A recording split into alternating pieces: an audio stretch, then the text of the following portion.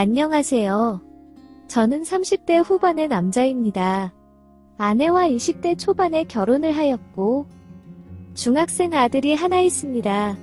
결혼한 지 20년이 다 되어가다 보니 다른 부부들처럼 한 달에 한 번 부부관계를 하는 정도였고 저도 아내도 큰 불만 없이 잘 지내고 있었습니다.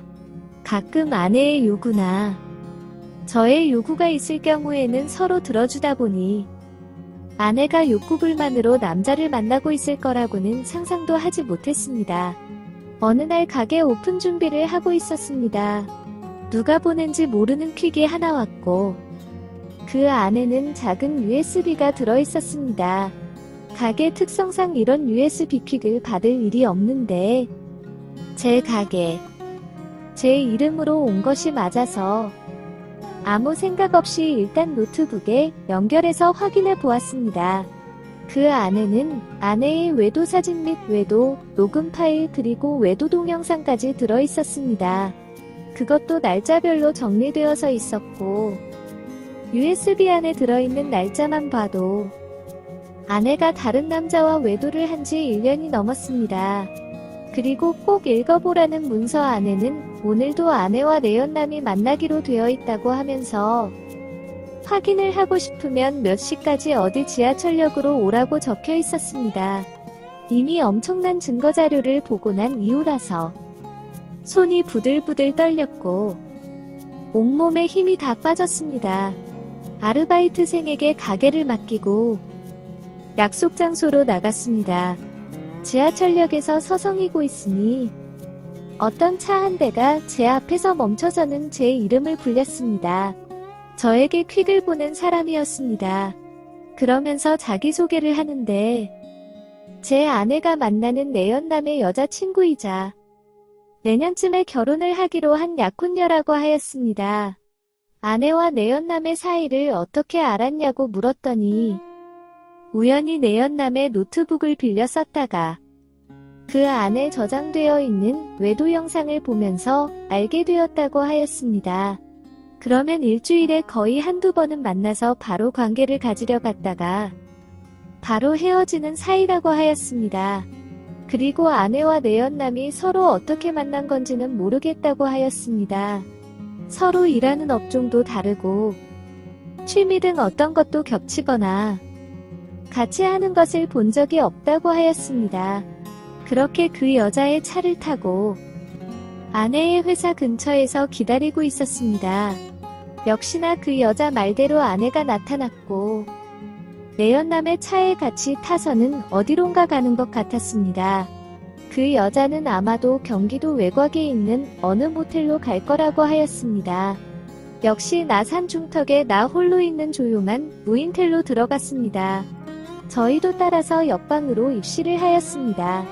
둘이서 뭐가 그리 좋은지 웃고 떠들며 음식을 주문하는 것 같았습니다.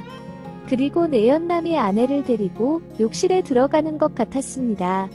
그 후로는 무인텔이 떠나갈 정도로 아내와 내연남의 외도 소리가 들려왔습니다. 저와의 부부관계에서는 단 한 번도 들어보지 못한 소리였습니다. 그 여자도 자기 남자친구한테서 저런 모습을 본 적이 없다면서 꼭 제 아내와 보낼 때만 저런 소리와 모습이 나온다고 하였습니다. 그러면서 한두 번 옆방을 빌려서 들어본 것이 아니라고 하였습니다. 그렇게 아내와 내연남은 욕실에서 한 차례 거사를 치르고 나온 후에 배달 온 음식을 같이 먹는 것 같았습니다. 침대에 앉아서 그 여자에게 어떻게 할 생각이냐고 물었습니다. 남자친구와 법적으로 부부 사이도 아니고 동거도 안 해서 사실혼 관계도 아니라면서 자기가 직접적으로 보상받을 방법은 없다고 하였습니다.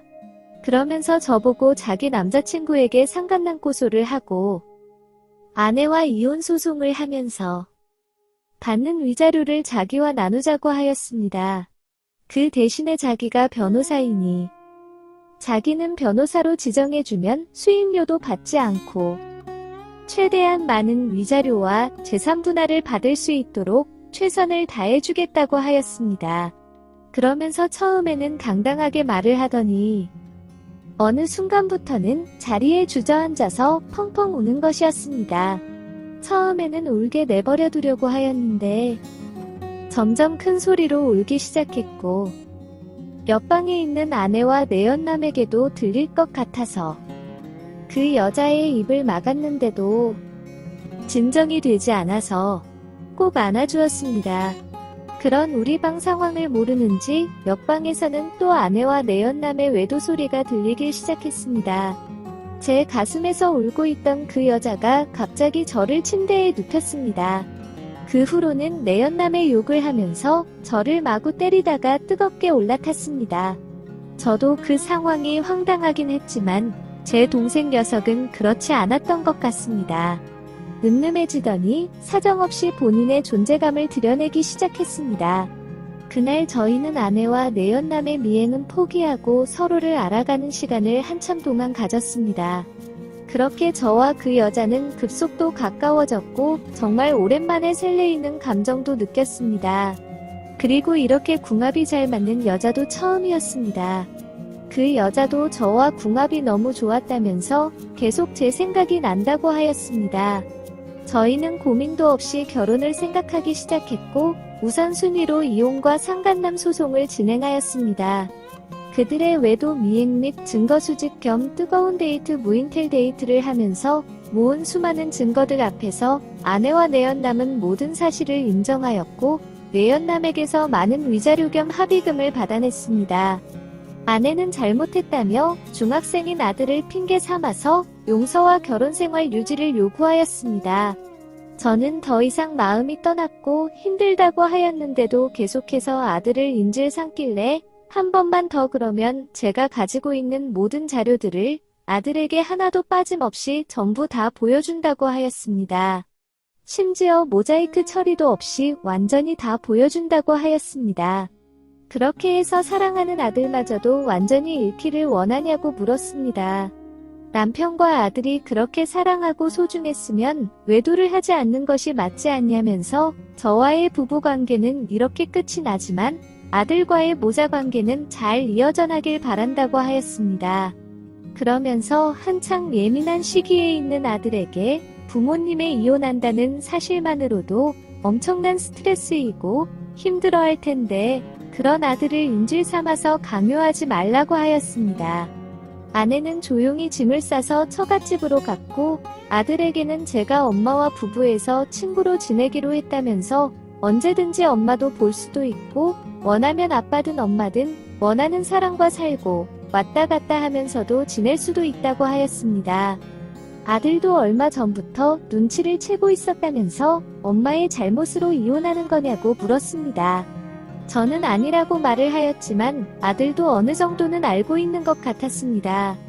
자기보다 상처받았을 제가 더 걱정이 된다면서 괜찮냐고 물어보는데 제 생각보다 성숙해진 아들을 보면서 깜짝 놀랐습니다. 그렇게 저는 아내와 이혼을 하였습니다.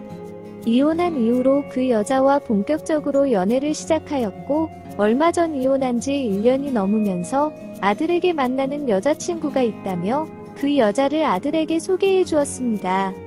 언제 재혼을 하겠다는 계획보다는 아들과 여자친구와 친해져가는 과정에 있습니다. 그리고 아들과 이혼한 아내가 가끔씩 만나면서 모자 사이도 잘 지내고 있습니다. 오늘의 사연은 여기까지입니다.